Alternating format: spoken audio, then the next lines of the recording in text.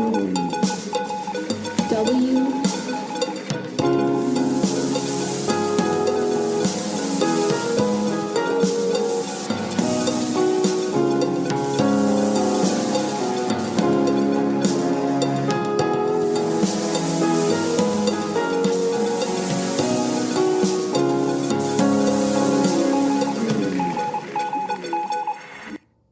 Welcome back to another episode of Cohort W, the podcast dedicated to exploring the past, present, and future of the Army Warrant Officer Cohort.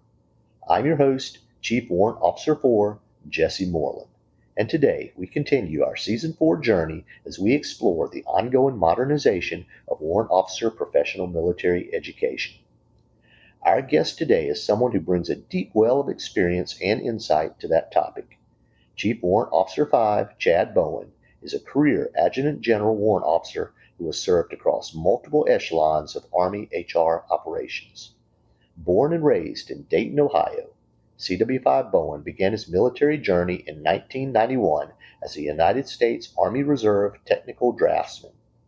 Not long after, he transitioned to active duty, reclassifying into the HR field as an MOS 75 Foxtrot Personnel Information Systems Management Specialist. Since then, he served in key leadership roles at Fort Bragg, Fort Lewis, Fort Campbell, Fort Jackson, Camp Stanley, Korea, and beyond.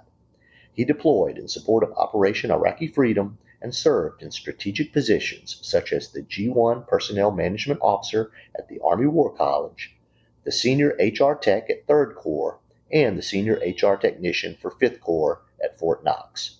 But perhaps most notably, CW5 Bowen served as the 9th Chief Warrant Officer of the branch of the AG Corps and Chief Warrant Officer of the AG School at the Soldier Support Institute, where he directly influenced the training and development of the Adjutant General Warrant Officer Corps. He holds a Bachelor of Science in Human Resources from Columbia Southern University, an Associate of Arts from Campbell University, and is currently pursuing an MBA.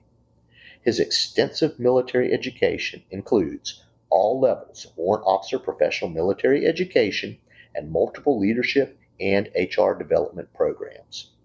CW5 Bowen's voice is an important one in the conversation on PME modernization, and we're honored to have him here with us today. Chief Bowen, sir, how are you doing today? Well, I will tell you first and foremost, today's a great day. It's kind of like my little motto. This is such an honor, and I thank you for the opportunity to speak and be on this for Cohort W. Well, outstanding, sir. So your Army career began in the early 90s and spanned over 3 decades. When you reflect on your transition from enlisted soldier to warrant officer, what moments or mentors helped shape your view of what effective PME should look like? Well, I will tell you that this question kind of takes me back to my roots of my career. When I reflect on the early days, I can probably point out 2 turning points that fundamentally changed my view of PME. First, I had the privilege of being a BNOC instructor back in 2000. That's 25 years ago, during a time frame where we still had 7 different enlisted AG MOSs for HR that are now combined all as one, which is 42 Alpha. You know, this really opened my eyes that PME is not just a checkbox. It's a mindset to have the opportunity to grow academically, technically, and tactically. So many of the NCOs that came through had different paths of experience. And in this class, everyone was responsible for learning different aspects from each of those MOSs. It became really real to me for PME is when an NCO who came back, they failed multiple times and they came back and they were my student, right? And this was their last chance. And they were a single mother with 4 kids. And if they did not pass this time, they were not going to be able to promote it and they were going to get separated.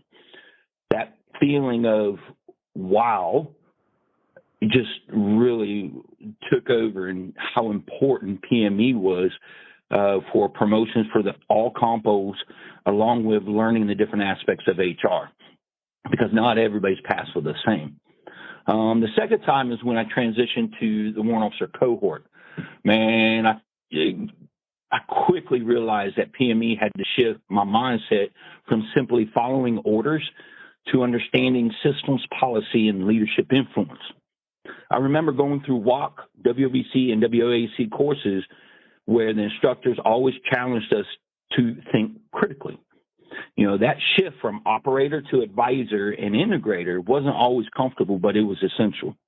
If I had to distill what I've learned, it's this. The most effective PME isn't about role memorization or checking the block.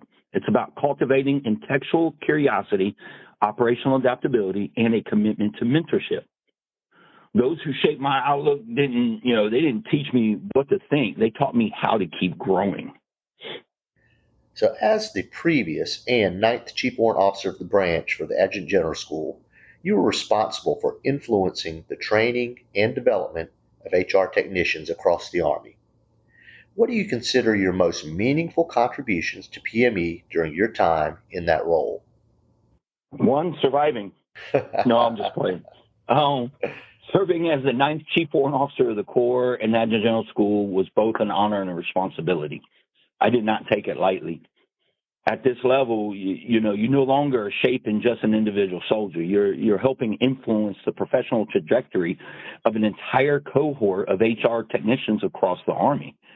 One of the contributions I'm really proud of was the modernizing and realigning the HR technician PME, to meet the evolving operational landscape. Our field has been transformed by advances in personnel systems, automation, and operational interoperability.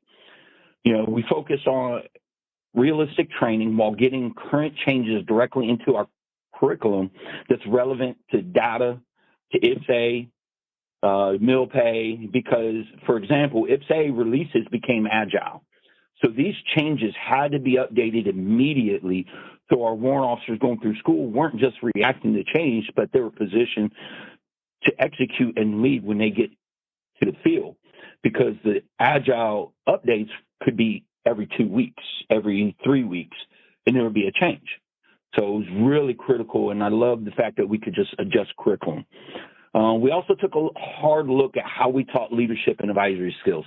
Technical proficiency is essential, but the HR technician's role is advising commanders and synchronizing the personnel readiness demanded that we invest more decision-making, communication, and critical thinking, right? So in our advanced course, we made the course more where the students can have buy-in. They actually were leading and teaching the opportunity to teach the lessons with our instructor, kind of becoming more of a small group leader. Also, we placed the onus on the students with the organization, the timing, the decisions, of how it operated, because we gave them for that decision how to operate. And working with the training developers, our CTE, has changed a couple of times and ensured it was more of a scenario-based exercise that focused on the ambiguity, problem solving, and staff integration, skills you don't always get from a manual. Finally, there was focusing on communication that I mentioned before. I made a deliberate decision to increase all writing in all courses.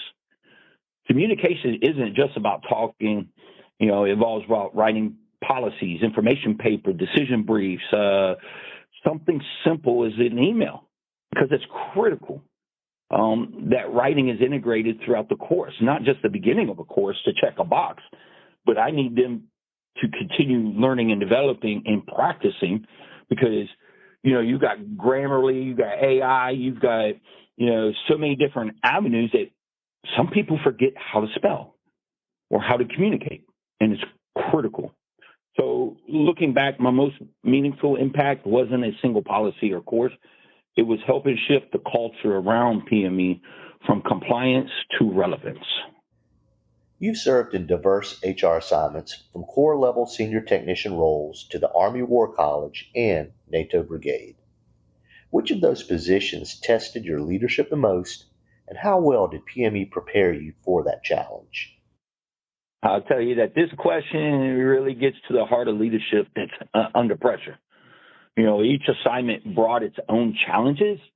Being a Corps senior was a lot about mentorship and knowing the fact of I have people underneath me and I'm not the one executing all the time. I have to let the others, do it and guide, teach a little more. The Army War College was learning about how to operate with senior leaders. But if I had to pinpoint the one that tested me the most, it would have been my time at the NATO Brigade. Operating in a multinational joint environment required a level of cultural agility, diplomatic tact, and systems mastery that stretched me beyond anything I experienced before. In that environment, doctrine didn't always align neatly. Language barriers clouded intent and decision-making, had to balance natural interests with mission effectiveness. It was no longer about being the technical expert. It was about being a unifying presence in a very complex human terrain. Because one of the examples is when I first got there, we were expanding into MND East, which was in L Block, Poland. We went there and our staff, they greeted us, took us up into the conference room, and you had on the other side of the whole conference room was Polish Army with one Czechoslovakian warrant officer, which was cool. I got a picture with him. And then our side was everybody from the U.S. So it was I just looked across. I was like, wow, this is pretty intense, right? That's where PME came into play. Not just the formal courses, but the cumulative effect of professional education across my career. From attending the Warrant Officer Senior and advanced courses to serving at the War College, PME helped me build that toolkit that went beyond HR systems. It gave me a perspective. It taught me to think in terms of second and third order effects, to negotiate through uncertainty, and to lead by influence rather than authority. But I'll be honest, no classroom can fully prepare you for the geopolitical complexity of NATO operations. What PME did was give me the confidence and framework to adapt, to listen, and to lead with purpose, even when the answers weren't clear. So looking back, NATO just didn't test my leadership. It kind of refined it. So one of your many roles was as a United States Army Garrison Company Commander at Carlisle Barracks, which is unique for a warrant officer. How did that experience inform your approach to mentorship? And how could PME be improved to develop well-rounded leaders with command awareness? Well, I will say serving as the company commander at Carlisle Barracks was one of the most unique and professionally enriching roles in my career, because we don't get to do it that often. What I'll mention is that this was actually the second time I had the opportunity, as I was a rear detachment commander as a W01, and my first assignment for 2 detachments that deployed. But warrant officers don't typically assume command at the company level, so it was both an honor and a powerful growth opportunity. When I stepped in that command role, I knew leadership wasn't about technical fluency. It was about people. I was responsible for soldiers, civilians, and families, and suddenly policy and procedure had very real human faces. Counseling sessions, family readiness issues, family advocacy boards, inspections, they weren't just checklists. These were opportunities to lead with empathy, to connect, and to serve. Both experiences fundamentally reshaped my approach to mentorship. I learned that effective mentorship isn't top-down, it's relational. It's about knowing when to guide and when to get out of the way. I began mentoring with a much broader lens, helping junior leaders see their careers not just through a technical milestone, but through human dynamics, team cohesion, morale, resilience. From a PME standpoint, that command experience is reinforced just how important it is to expose warrant officers to leadership education that extends beyond their core competencies. Command awareness shouldn't be reserved for just one branch or cohort. It should be woven into the PME fabric across the board, because we are advisors and have to understand what a commander is responsible for, because that's critical. One of the things we did for our warrant officer courses, which started with CW5 retired Mark Hickman, the 8th Chief Warrant Officer at the AG Corps, was assign mentors and with senior and a junior to every warrant officer class, so that we would be able to leverage leaders with diverse experiences to speak during PME. Sometimes one story from the field will resonate more than 10 hours of PowerPoint. So you've operated at the tactical, operational, and strategic levels of human resources. What were the biggest learning curves you faced moving between those levels, and what PME lessons or gaps stood out most along the way? Man, again, I'm going to say, man, starting off, this question hits on professional evolution. Operating across all three levels of tactical, operational, and strategic forces, you constantly redefine how you think about problems, people, and priorities. Here's how the transitions challenged me and what PME did or didn't do to prepare me. So from the tactical to operational, I would say shifting from action to integration. At the tactical level, you're immersed in execution, personnel actions, accountability, soldier readiness. When I moved into operational roles, especially at division and corps, the biggest adjustment was learning to synchronize across multiple units and anticipate second-order effects. Thinking beyond my own formation. It wasn't enough to be efficient. I had to be predictive, aligning our HR functions with operational timelines and the commander's intent. Courses like the Advanced and Senior Warrant Officer programs helped me. This is where it helped me here. They introduced planning frameworks, staff integration, and doctrinal depth that I could immediately apply. The gap that we had, though, is with our HR planning and operations in all our courses. Our PME modernization, I'm happy to say, addresses this in our Warrant Officer Basic course, our new intermediate course, and is more defined in our advanced course that starts this upcoming FY26.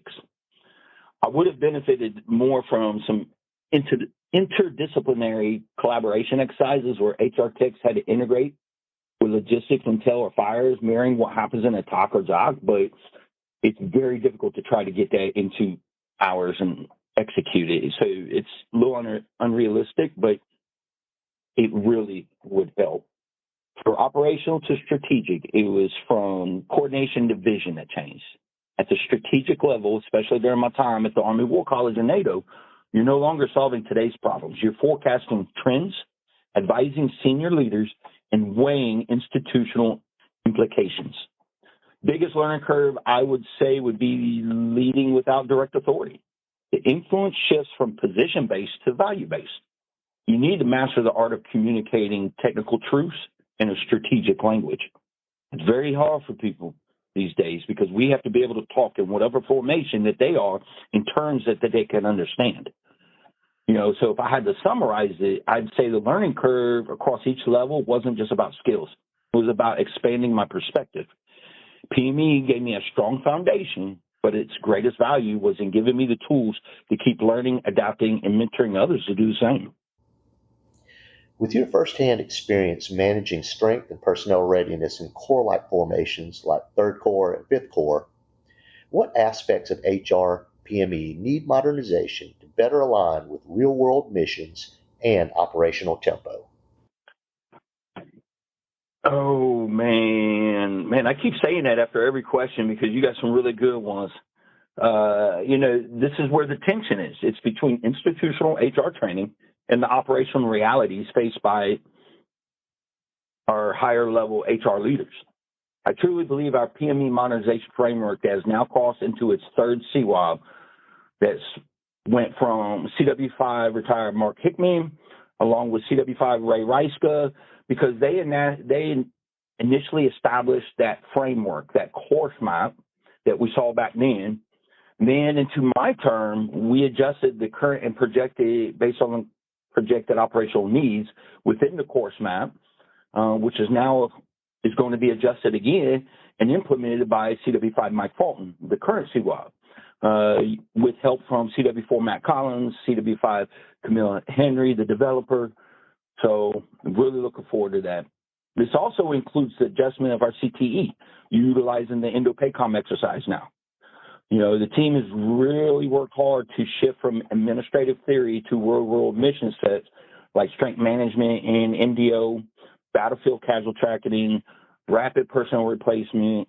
The adjustment also includes incorporating warfighting scenarios into HR PME so leaders can practice real-time decision-making with personnel shortfalls and unseen mission pivots.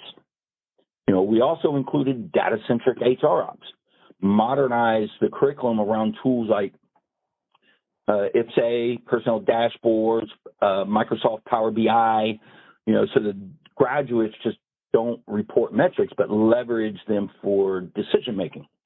Most of all is HR planning and operations. This is the biggest gap and the most needed in our HR PME to be able to execute during real-world missions and operational tempo. The best example I have was my time at 5th Corps. When we had the crisis planning because of the Ukraine conflict, we had no captains, no majors at the time. So it was myself and CW4, Klaus, who's retired. We did a certain piece of the planning. She got tagged to leave, and then a CW2 and myself had to go in there, and we planned the rest of 5th Corps' responsibilities, HR concept of support, analyzing everything from plan and ops. Just us. But there was nothing in PME that he ever went to. So this isn't just about modernizing the content. It's also about creating adaptive, confident leaders who understand people as operational assets. As someone who helped guide future warrant officers in the AG branch, what were some recurring challenges or misconceptions you saw in junior warrant officers reporting to their first assignments, and how might PME evolve to better bridge that knowledge gap? I love this question because it hasn't changed since the time I went through warrant officer basic course. So this is that time-honored issue that we've always had, right? Because it's such a pivotal topic. The junior warrant officers often arrive, brimming with potential, but the transition from schoolhouse to operational can feel like they're stepping onto a moving train, right? Because they are now going from, I like to call it, college to the NBA.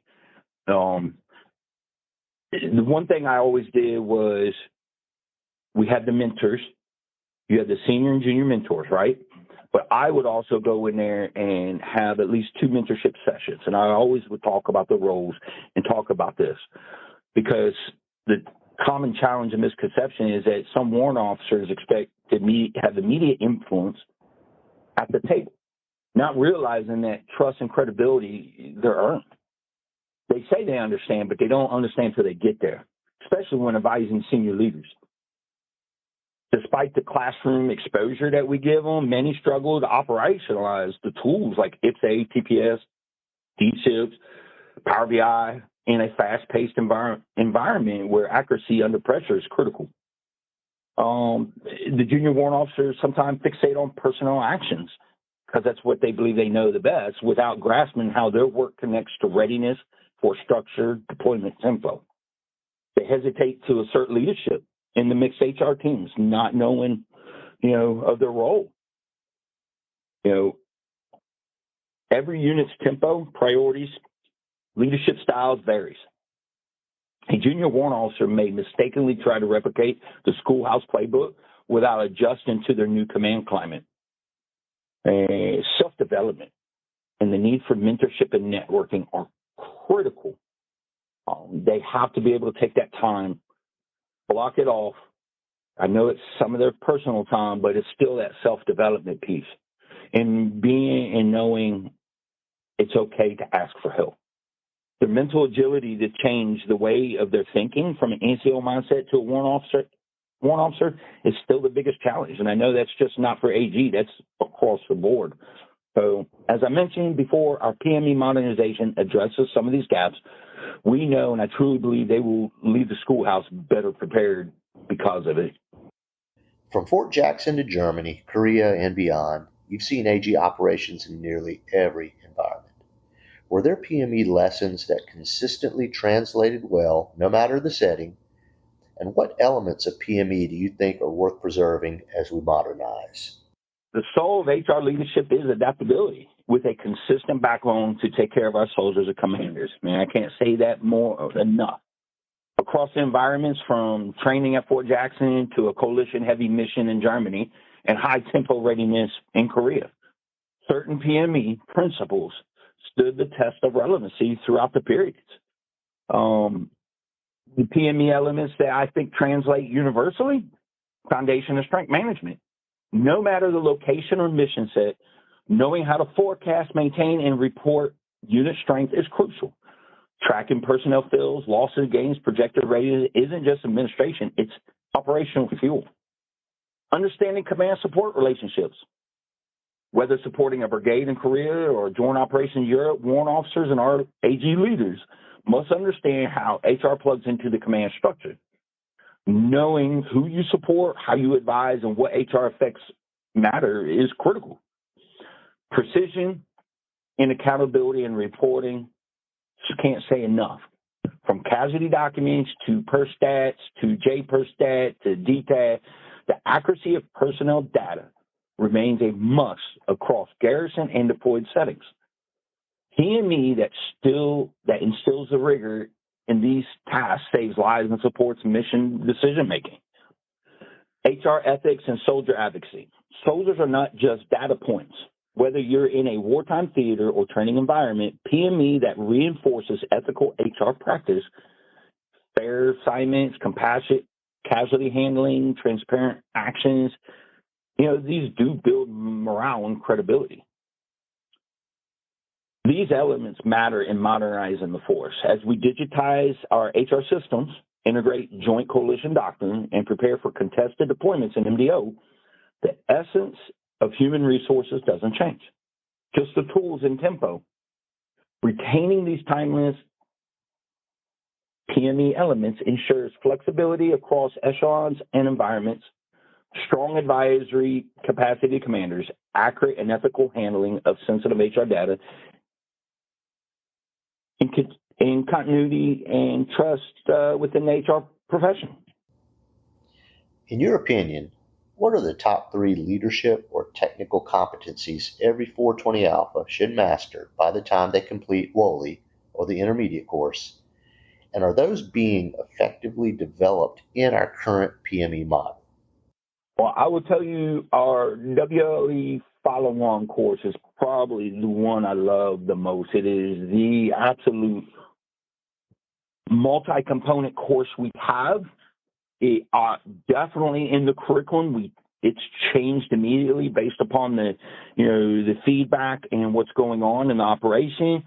We have changed the writing and gotten them to start thinking more at an enterprise strategic level. And I will say, absolutely, it provides them when they come out. We bring on some of the highest level, GOMO, OCLL. We will bring them in to talk. The first big point I would say that we cover is mentorship. There's no mentorship and talent management. We absolutely cover it. We go over why they should master that. I love the other thing that we've done was understanding how policy, law, like the NDAA affects HR. We actually have them dig into law, digging in the NDAA, and translate it on how it will impact HR and how that piece will affect the organization. Never to be satisfied with on their laurels, because they always got to continue learning, adapting, and our junior warrants absolutely need it within their self-development. As we close out our conversation, what final thoughts or advice would you offer to current and future 420 Alpha warrant officers as they navigate a rapidly evolving Army and prepare to step into a PME system that looks much different than the ones you and I came through? Well, I'm going to answer that question initially with a question to you, good sir. Who's the GOAT, Jordan or LeBron? Oh, wow. All right, sir. Hanging me out here on our worldwide audience. All right. This is my perspective. This is my perspective, sir. I'm going to have to go with Michael Jordan. Reason being, not only did he have the 6 championships, but because he played a bigger role in my generation growing up. He was our superstar with his accomplishments, and we really weren't familiar with accomplishments prior to that. I mean, it was there in the moment as we were growing up. So we kind of looked up to him. And that's my reason for Michael Jordan being the GOAT. Again, my perspective, sir. So this is what I'll ask you.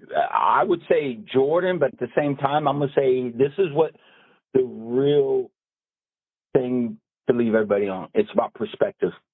Because if you think about it, what does everybody go to when they say Jordan is best? They say, well, he has 6 championships, right? Yes. That's like one of the keys of why saying is best. But perspective-wise, I would say, why don't we say Bill Russell's the best? He has 11. Yeah. Shouldn't he? But then we start adding in different perspectives and reasons why in every category. So I think there's different perspectives, and that's what we have to as leaders, as warrants, is understand that there are different perspectives to the same situation, to the same word, to the same scenarios, that we have to understand that and see both sides to really, truly understand. The other thing I would leave people with is stay mission first, system savvy.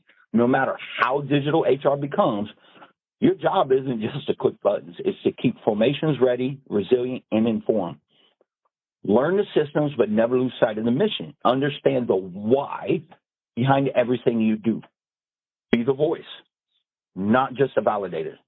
You know, as a 420 Alpha, you can carry some authority, use it with intention. Don't wait to be asked. Bring personnel insights to a commander proactively. Bridge gaps between readiness data and battlefield decisions. And if your voice isn't at the table, man, someone's flying blind. Probably your commander. Lead with grit, grace, and integrity. Your credibility will hinge not on your rank, but your consistency. Show up with humility, clarity, and moral courage. Because when everything feels chaotic, your team's going to look to you to be that constant. And you know what?